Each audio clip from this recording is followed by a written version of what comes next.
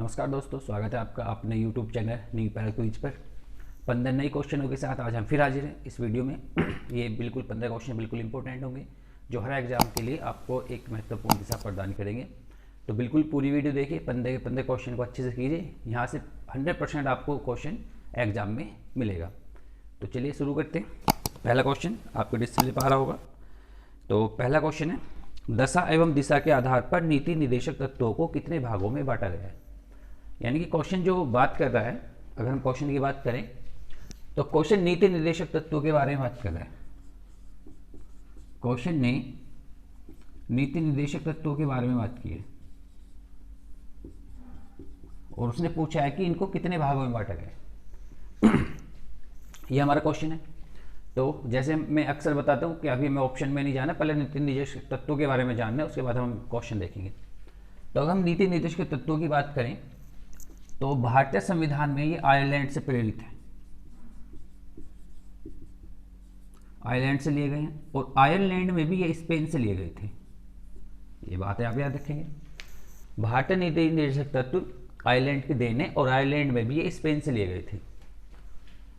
अगर हम संवैधानिक प्रावधान की बात करें तो भाग 4 अनुच्छेद 36 से लेकर 51 तक नीति निर्देशक तत्वों का वर्णन किया गया है, जो राज्य को यह बताते हैं कि आपको क्या करना है, आपको क्या करना है, क्या करना है, ये बताते हैं नीति निर्देशक तत्व। एक बार क्वेश्चन आया था कि मूल अधिकार तथा नीति निर्देशक तत्वों में क्या अंतर है। तो मूल अधिकार बताते हैं राज्य को क्या नहीं करना है और नीति निर्देशक तत्व बताते हैं कि आप जब कोई कानून बनाएंगे तो इन नीति निर्देशक तत्वों का उसमें प्रयोग करेंगे। तो इसलिए ये आपको बताते हैं कि क्या करना है और मूल अधिकार बताते हैं क्या नहीं करना है। ठीक है, तो ये हमारे पास आ गया, ये आप याद रखेंगे। चारों ही पॉइंट इंपॉर्टेंट है। इसके बाद अगर हमने भाग की बात करें तो नीति निर्देशक तत्वों को कुछ भागों में बांट दिया गया है। अब कौन कौन से भाग हैं, अगर हम उनको देखें तो पहला है समाजवादी। समाजवादी भाग में बांटा गया है। जैसे आर्टिकल आपका 39, आर्टिकल 39 समाजवादी भाग का उदाहरण है। इसके बाद गांधीवादी। गांधीवादी आप गांधी जी की आपने थोड़ा सा भी पढ़ा होगा। तो गांधी जी क्या थे, ग्रामीण जो गांव थे और लघु उद्योग थे उनको विकसित करना चाहते थे। गांधी जी का अपना मत था कि जो भारत है, असली भारत है, वो गाँवों में बसता है। तो गाँवों में क्या थी, पंचायती राज व्यवस्था। तो आर्टिकल 40 और 43B ये सारे गांधीवादी दर्शन को बताते हैं। नंबर 3 पे आता है उदार बौद्धिक। उदार बौद्धिक जैसे आर्टिकल 50 और 51 ये सारे उदार बौद्धिकता को बताते हैं। इन आर्टिकल में क्या है वो हम बाद में बात करेंगे। चलो 50 न्यायपालिका और कार्यपालिका का पृथक्करण बताते हैं। ये हाल ही में अभी यूपीएससी यानी कि आईएएस की परीक्षा में पूछा गया था। आईएएस 2020 में ये क्वेश्चन पूछा गया है कि न्यायपालिका को कार्यपालिका से पृथक्करण कहाँ मिलता है। तो वो आर्टिकल 50 और आर्टिकल 50 किसमें, नीति निर्देशक तत्वों में, तो यहाँ पर मिलता है। आर्टिकल 51 अंतर्राष्ट्रीय शांति और सुरक्षा के लिए जो जवाहरलाल नेहरू का गुट निरपेक्ष सिद्धांत था, ये भी याद रखेंगे आप।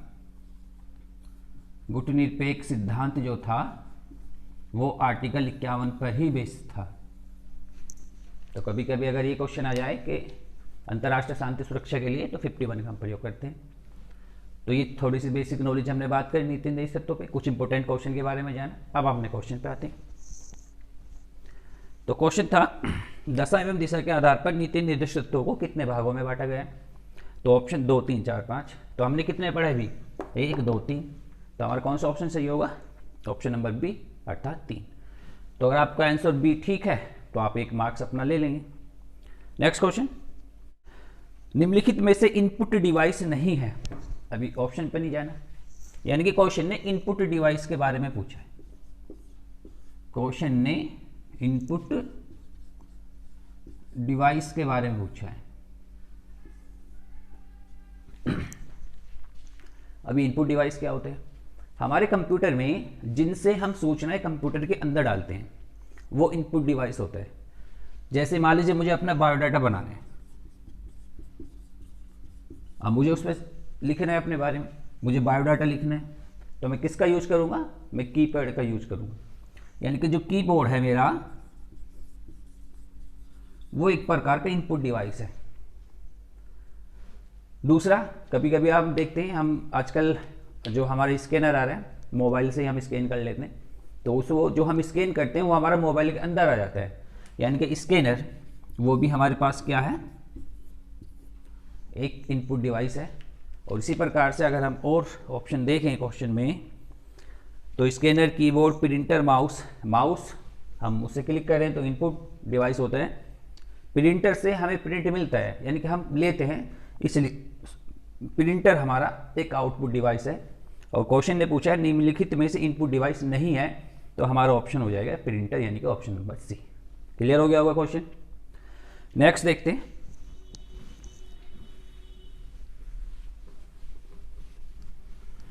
अगर नेक्स्ट क्वेश्चन की बात करें, वर्तमान में औद्योगिक तथा वैज्ञानिक तथा औद्योगिक अनुसंधान परिषद के अध्यक्ष कौन है। वैज्ञानिक तथा औद्योगिक अनुसंधान यानी कि CSIR के बारे में पूछा है। ये चर्चा में रहा है काफ़ी। कोविड-19 का रिसर्च चल रहा है यहाँ पर, और उसका क्या बोलते हैं उसको, हमारा जो दवाइयाँ हैं वो CSIR के देख रेख में ही होती हैं सारी। तो ये काफ़ी चर्चा में रहा, तो मैंने क्वेश्चन को शामिल किया, हो सकता है यहाँ से क्वेश्चन आ जाए। तो इसके बारे में देखते हैं। पहले CSIR की स्थापना 1942 में हुई थी, और ये एक स्वायत्त संस्था है, ये भी आप याद रखेंगे। स्वायत्त का मतलब ये है कि ये अपने सारे काम खुद देखता है, लेकिन इसका जो फंड है मतलब जो पैसे हैं, पैसे जो हमारा विज्ञान तथा प्रौद्योगिकी मंत्रालय है उसके द्वारा दिए जाते हैं। विज्ञान तथा प्रौद्योगिकी जो मंत्रालय है हमारा, वहां से इसको फंडिंग होती है, लेकिन है स्वायत्त की, यानी कि अपने काम खुद करता है। इसकी अगर हम अध्यक्षता की बात करें तो जो भारत का प्रधानमंत्री होता है, भारत का प्रधानमंत्री वो इसके अध्यक्ष होता है, अध्यक्षता करता है इसकी। तो अभी अगर हम बात करें प्रधानमंत्री की, तो अभी प्रधानमंत्री देख लो कौन है आप। तो जो भी आप प्रधानमंत्री है वही हमारा ऑप्शन ठीक हो। आइए राजनाथ सिंह, मतलब ही नहीं बनता नरेंद्र मोदी जी, तो ऑप्शन ठीक हो गया हमारे पास। तो CSIR के बारे में आप जान लेंगे, जरूर क्वेश्चन आ सकता है क्योंकि काफ़ी चर्चा में ये रहा है। हवाई जहाज के ब्लैक बॉक्स का रंग होता है। बहुत ही अच्छा सवाल है, भले ही एग्जाम के पॉइंट ऑफ व्यू से ना हो, लेकिन अगर हम बात करें तो ये बेसिक नॉलेज के लिए होना चाहिए। ब्लैक बॉक्स,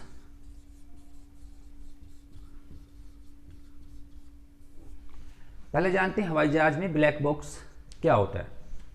ब्लैक बॉक्स में दो बॉक्स होते हैं। ब्लैक बॉक्स में दो बॉक्स एक साथ, यानी कि दो डिवाइस होते हैं, जिसमें एक डिवाइस तो होता है, जो हमारे पास एक डिवाइस है उसका नाम होता है कॉकपिट वॉइस रिकॉर्डर। एक होता है कॉकपिट वॉइस रिकॉर्डर और दूसरा होता है फ्लाइट डाटा रिकॉर्डर। एक तो फ्लाइट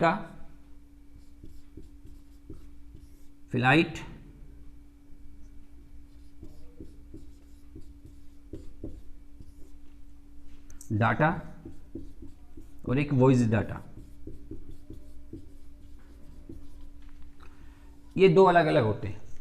इनको संयुक्त रूप से हम ब्लैक बॉक्स कहते हैं। यानी कि ब्लैक बॉक्स में दो डिवाइस होते हैं, एक में तो फ्लाइट का डाटा रिकॉर्ड होता है और एक में वॉइस का, यानी कि जो हवाई जहाज चालक हैं, जो आपके जो चला रहे हैं, जो पायलट हैं, वे जो बातचीत करते हैं वो डाटा इसमें सेव होता है। और ये हवाई जहाज के पिछले हिस्से में लगा होता है। पिछले हिस्से में इसलिए लगा होता है कि अगर दुर्घटना हो जाए बाई चांस, तो पीछे का हिस्सा बहुत कम नष्ट होता है, तो इसलिए ये होता है। और इसका जो कलर होता है वो नारंगी रंग का होता है। नारंगी रंग इसलिए उपयोग किया जाता है ताकि अगर वहाँ धूल हो, कचरा हो जाए, तो नारंगी रंग हमें दूर से दिखाई दे जाए, तो इसलिए इसका प्रयोग नारंगी रंग में किया जाता है। डिस्प्ले पे आप इसका पिक्चर देख सकते हैं। तो ये हमारा क्वेश्चन था।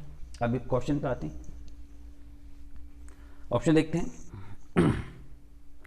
हमारे पास ऑप्शन है काला, तो काला, लाल, बैंगनी, नारंगी, तो नारंगी रंग का होता है, तो ऑप्शन नंबर डी ये हमारा राइट ऑप्शन हो जाएगा। नेक्स्ट, संविधान सभा में उद्देश्य प्रस्ताव कब पेश किया गया? यानी कि जो क्वेश्चन है वो उद्देश्य प्रस्ताव के बारे में पूछा गया है। सबसे पहले बात कर लेते हैं उद्देश्य प्रस्ताव के बारे में। क्या है उद्देश्य प्रस्ताव?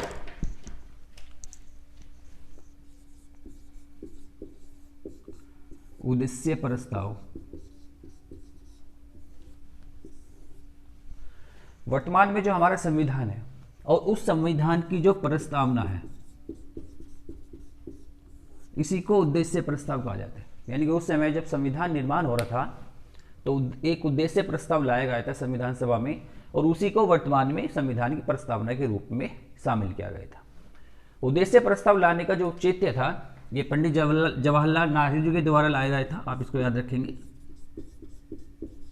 ये पंडित जवाहरलाल नेहरू जी के द्वारा लाया गया था। और जब संविधान सभा की पहली बैठक हुई थी तो उसके 4 दिन बाद ये लाया गया था। दोनों आप याद रखेंगे, 4 दिन बाद लाया गया था। तो इसको याद रखना है, जवाहरलाल नेहरू के द्वारा लाया गया था। और उद्देश्य प्रस्तावना को ही प्रस्ताव कहते हैं।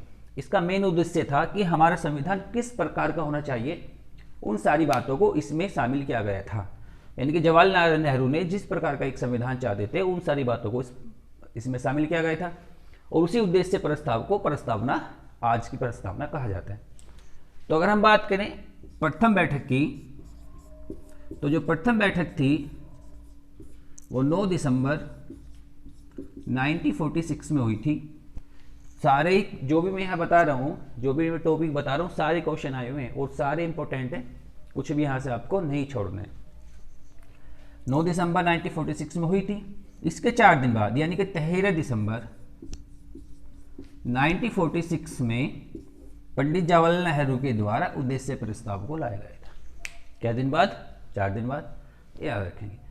संविधान सभा ने 22 जनवरी, ये भी डेट आप याद रखेंगे, 1947 को उद्देश्य प्रस्ताव को स्वीकार किया था।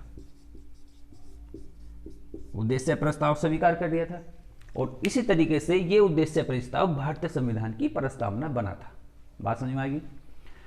पंडित जवाहरलाल नेहरू के द्वारा 13 दिसंबर 1946 को उद्देश्य प्रस्ताव लाया, 22 जनवरी 1947 को पास हुआ, संविधान सभा ने यह एक्सेप्ट किया और उसके बाद में यह उद्देश्य प्रस्ताव प्रस्तावना का रूप में आ गया था। इसका उद्देश्य था कि कैसे हमारा संविधान होना चाहिए, उसमें क्या क्या बातें शामिल करनी चाहिए, ये उस उद्देश्य प्रस्तावना का मेन उद्देश्य था।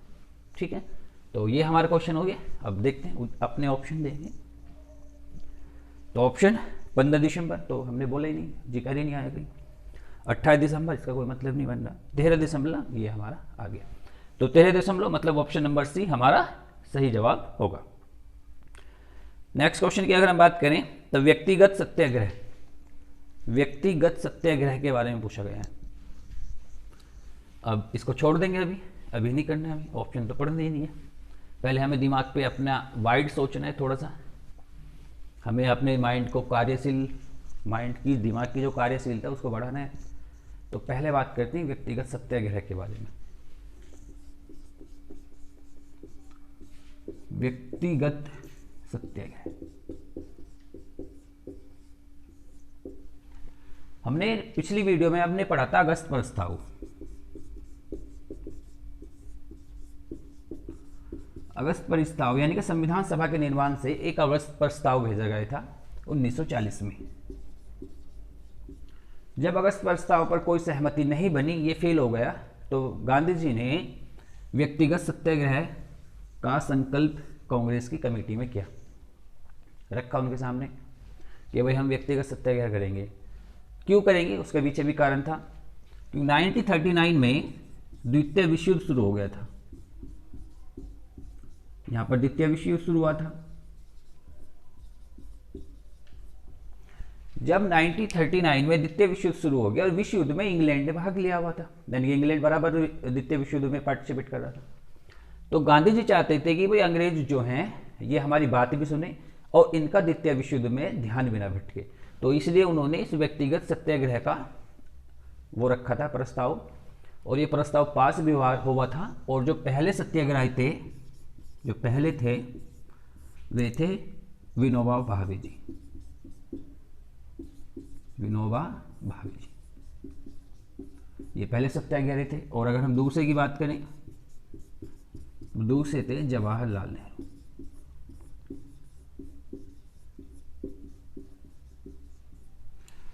सारे इंपॉर्टेंट है।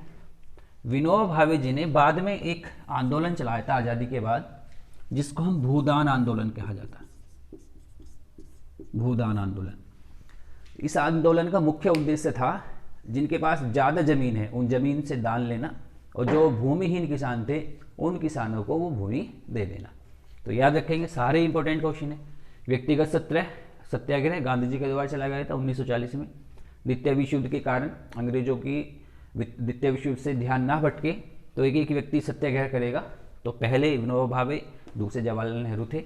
और विनोबा भावे जो थे उन्होंने आज़ादी के बाद भूदान आंदोलन चलाया था, जिस आंदोलन का मुख्य उद्देश्य था जो जमींदार हैं, जमींदारों से भूमि को लेना और भूमिहीन किसान जो थे उनको दान कर देना। तो याद रखेंगे। अब हम ऑप्शन अब आपको कर सकते हैं सोल्व। तो ऑप्शन 1940 तो हमारे पास है। अगस्त प्रस्ताव 1940 में और इसी के बाद ये शुरू हुआ था, तो डेट है इनिस में, तो 1940 हमारे पास है। तो पहले ऑप्शन ठीक हो रहा है। नेक्स्ट क्वेश्चन, नर्मदा तथा सोन नदी का उद्गम। ऑप्शन पे नहीं जाना है, जैसे हम बता दें। तो नर्मदा और सोन नदी का देखते हैं क्या है। तो पहले बात करते हैं नर्मदा नदी।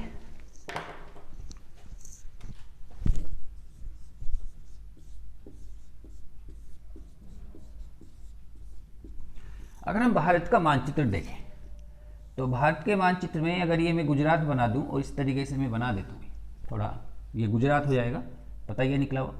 और ये खंबात की खाड़ी, ये इस तरीके से, ये हमारे पास खंबात की खाड़ी। एक यहाँ मैं सजेशन देना चाहूँगा, जितने भी ज्योग्राफी के क्वेश्चन आते हैं आप मैप की सहायता से हल करेंगे तो आपको याद रहेंगे। ये वाला हिस्सा महाराष्ट्र है इस तरीके से, ये वाला हिस्सा मध्य प्रदेश और ये हिस्सा गुजरात, इस तरीके से मिला हुआ है। ये गुजरात है, ये एमपी और ये महाराष्ट्र। मध्य प्रदेश में एक पहाड़ी है जिसका नाम है मैकाले की पहाड़ी। मैकाले की पहाड़ी, मैकाले की पहाड़ी पर एक चोटी है जिसको कहते हैं अमरकंटक चोटी। मैकाले की पहाड़ी पर एक चोटी है जिसको हम कहेंगे अमरकंटक चोटी। इसी के पास से नर्मदा नदी निकलती है और नर्मदा नदी यहां से निकलकर थोड़ी सी महाराष्ट्र में होते हुए गुजरात से गुजरती हुई खंबात की खाड़ी में गिर जाती है। ये तो नर्मदा नदी होगी। नर्मदा नदी में की कुछ खास बात होती है। पहली खास बात, 3 राज्यों से बहती है, मध्य प्रदेश, महाराष्ट्र और गुजरात। दूसरी बात, अगर हम देखें नर्मदा नदी के उत्तर में, उत्तर कहाँ होता है ऊपर, तो यहाँ पर उत्तर में यहाँ पर विंध्याचल पर्वत है और इसके दक्षिण में ये सारे सतपुड़ा पर्वत हैं।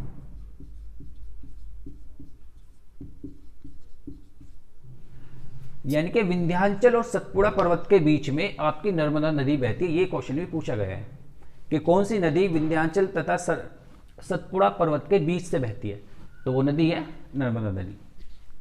दूसरी बात, क्योंकि यहाँ पर ये पहाड़ों के बीच से बहती है इसलिए ये अपने साथ अवसाद नहीं लाती।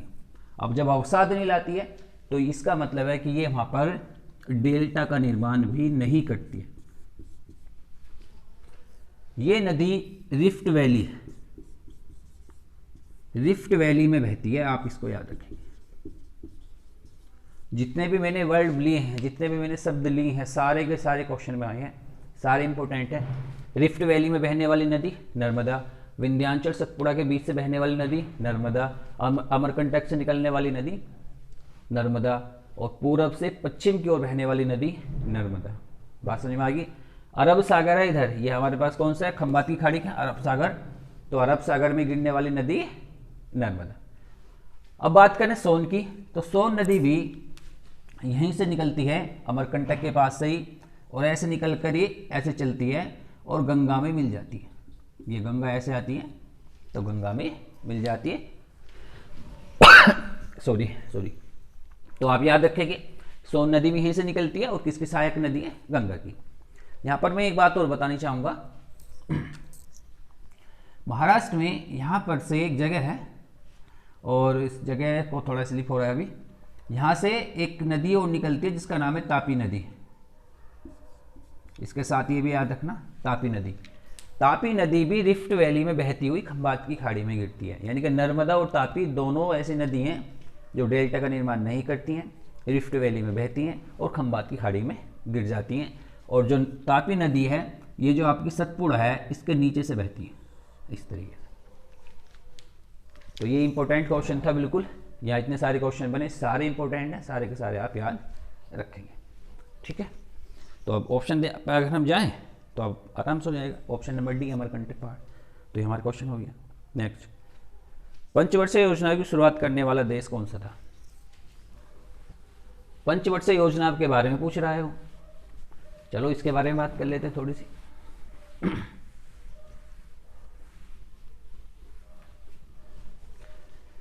अगर हम पंचवर्षीय योजना की बात करें तो एक तानाशाह थे, तानाशाह का मतलब सब समझते हो, जो एक राजा होता है तानाशाही करता है। एक तानाशाह थे जिनका नाम था जोसेफ स्टालिन, और ये तानाशाह थे रूस के। जोसेफ स्टालिन वे व्यक्ति थे जिन्होंने पंचवर्षीय योजनाओं का मसौदा तैयार किया था। इन्होंने पंचवर्षीय योजनाओं का मसौदा तैयार किया था, यानी कि पंचवर्षीय योजना इन्होंने ही तैयार की थी पहली बार में। तो जोसेफ स्टालिन कहाँ के थे? रूस के। तो सीधा सीधा सा क्वेश्चन हो गया, तो पंचवर्षीय योजना का प्रारंभ कहाँ हुआ? रूस में हुआ। लेकिन इसके साथ हम भारत के बारे में भी जानेंगे।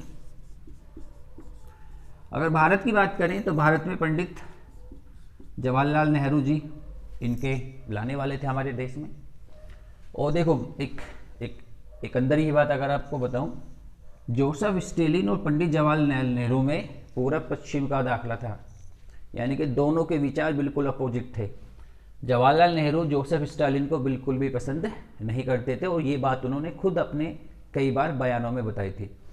लेकिन जैसे इन्होंने पंचवर्षीय योजनाओं का मसौदा तैयार किया तो ये वाला प्लान जवाहरलाल नेहरू ने एकदम लपक लिया था, क्योंकि उसमें कुछ अच्छाइयाँ थी। और इस तरीके से 1951 में पहली पंचवर्षीय योजना भारत में लागू की गई थी। ठीक है, तो अब क्वेश्चन पे अगर हम देखें तो जो भी आपका क्वेश्चन आ रहा है तो इसमें रूस है बी नंबर में, तो हमारा ऑप्शन राइट हो जाएगा बी, रूस। नेक्स्ट क्वेश्चन अगर हम बात करें तो नेक्स्ट क्वेश्चन है, निम्नलिखित में से किसने देश में मूर्ति पूजा की नींव रखी? या देश से मतलब है भारत, अर्थात भारत में मूर्ति पूजा का प्रारंभ कब हुआ, ये पूछा गया। अगर हम प्राचीन काल में जाएं, चाहे हम सिंधु सभ्यता में जाएं, चाहे वैदिक सभ्यता में जाएं, सिंधु में वैदिक सभ्यता में हवन कुंड तो मिलते हैं, हमें हवन कुंड मिलते हैं, लेकिन किसी भी प्रकार का मंदिर या पूजा के कोई साक्ष्य नहीं मिलते, याद रखना आप। तो फिर ये प्रारंभ कब हुआ? तो छठी शताब्दी में बौद्ध धर्म के आगमन के साथ, जब बौद्ध धर्म का आगमन होता है और जब बौद्ध धर्म अपने चरम पर होता है भगवान बुद्ध के समय में, तो जब भगवान बुद्ध की मृत्यु हो जाती है तो उनके जो वे होते हैं चलने वाले, उनके प्रचारक, तो बौद्ध धर्म के प्रचारक भगवान बुद्ध के अवशेषों पर, जो भगवान बुद्ध के अवशेष थे उनको लेकर भगवान बुद्ध की कुछ तस्वीरें बनाते हैं, कुछ मूर्तियां बनाते हैं, और उन मूर्तियों को सबसे पहले पूजा की जाती है। यानी कि अगर हम देखें तो छठी शताब्दी में भगवान बुद्ध की जो तस्वीरें बनी थी, उन्हीं तस्वीरों को बौद्ध मत को मानने वाले लोगों ने एक भगवान का दर्जा देकर उनकी पूजा शुरू की थी। ये सबसे पहली बार मिलता है भारत के अंदर। अब हम आते हैं ऑप्शन पे। तो ऑप्शन की बात करें, जैन धर्म कोई मतलब नहीं, ऑप्शन बी बौद्ध धर्म, ये हमारा सही हो जाएगा। यानी कि भारत के अंदर सर्वप्रथम मूर्ति पूजा का जो प्रारंभ था वो बौद्ध जो लोग थे उन्होंने किया था। नेक्स्ट क्वेश्चन, जिनेवा प्रोटोकॉल संबंधित है। तो जिनेवा प्रोटोकॉल के बारे में पूछा गया है, चलिए बात कर लेते हैं जिनेवा प्रोटोकॉल के बारे में। जिनेवा प्रोटोकॉल की अगर हम बात करें तो जिनेवा प्रोटोकॉल ये युद्ध से संबंधित था और युद्ध में भी 1925 में इसका मसौदा तैयार किया गया, क्योंकि उस समय बड़े युद्ध चल रहे थे। तो युद्ध को देखते हुए एक समझौता हुआ उसमें जिनेवा प्रोटोकॉल में, और उसमें युद्ध में ही कुछ ना कुछ नियम और कायदे कानून बनाए गए, जिसमें एक कायदे कानून ये था कि कोई भी जैविक हथियारों का प्रयोग नहीं करेगा। जैविक हथियारों के प्रयोग को मना किया गया था। तो याद रखेंगे जिनेवा प्रोटोकॉल मतलब कि जैविक हथियारों से संबंधित है, युद्ध में जैविक हथियारों का प्रयोग निषेध। तो जैविक पहले ऑप्शन सही हो रहा है, जैविक और रासायनिक हथियारों के निषेध से था। ठीक है, नेक्स्ट क्वेश्चन, निम्नलिखित कथनों पर विचार कीजिए। चक्रवात और उत्पत्ति, हमें बताना है कौन सा चक्रवात सही है और कौन सा सही नहीं है। 3 इसमें दिए गए हैं, अम्फान, निसर्ग और क्रिस्टोबल। तो अम्फान का तो पता ही होगा सबको, बात कर लेते हैं अम्फान। अगर हम भारत की बात करें इस तरीके से तो ये बंगाल की खाड़ी और ये अरब सागर। तो बंगाल की खाड़ी में अम्फान आया था और अरब सागर में निसर्ग आया था। तो ऑप्शन में दोनों ठीक होगी। एक बात और ध्यान रखना, अम्फान भी और निसर्ग भी ये उष्ण कटिबंधीय चक्रवात के उदाहरण थे।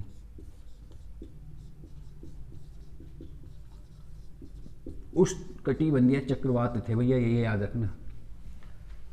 नेक्स्ट बचता है क्रिप्टोबॉल। तो क्रिप्टोबॉल जो था वो अमेरिका के पास मैक्सिको की खाड़ी में आया था। क्रिप्टोबॉल अमेरिका के पास, ये भी उस कटिबंधीय चक्रवात का उदाहरण था, लेकिन ये कहाँ आया था, मैक्सिको में, इसलिए ये ऑप्शन हमारा गलत हो जाता है। तो अगर हम 3 को नेगलेक्ट कर दें तो हमारे पास 1 और 2 सही बचता है। और ऑप्शन कौन सा है हमारे पास, ऑप्शन नंबर 1 यानी कि 1 और 2। नेक्स्ट क्वेश्चन है, अकादमिक लोमोनोसोवा क्या है। बड़ा अच्छा सवाल है, चर्चा में देखा आगे। क्या है, अकादमिक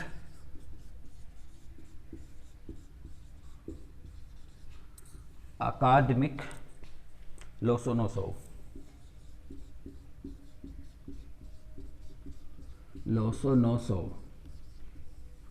अगर हम भाषा देखें तो भाषा से आपको पता चल रहा है कि ये जो है रशियन भाषा है।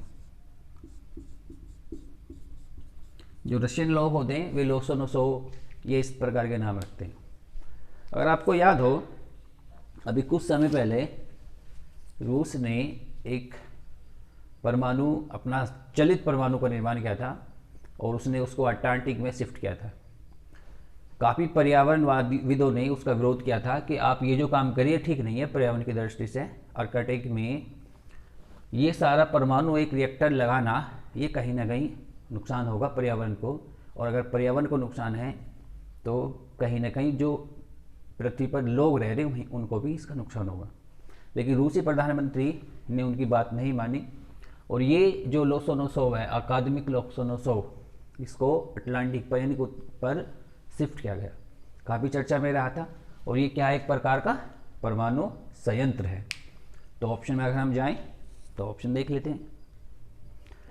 तो परमाणु रिएक्टर, ये आपका ऑप्शन भी पहला नहीं है, दूसरा है, तीसरा चौथा का मतलब नहीं बनता। तो परमाणु रिएक्टर है ऑप्शन नंबर बी, आप इसको याद रखेंगे। नेक्स्ट, हाल ही में समाचारों में एक प्रज्ञाता दिशा निर्देश। ऑप्शन तो पढ़ने नहीं, पहले जान लेते हैं। हमारे पास मैंने पहले बताया था जब हम करंट अफेयर्स के भी क्वेश्चन मिलेंगे तो ये लास्ट के 4 क्वेश्चन करंट अफेयर से संबंधित हैं। प्रज्ञाता दिशा निर्देश।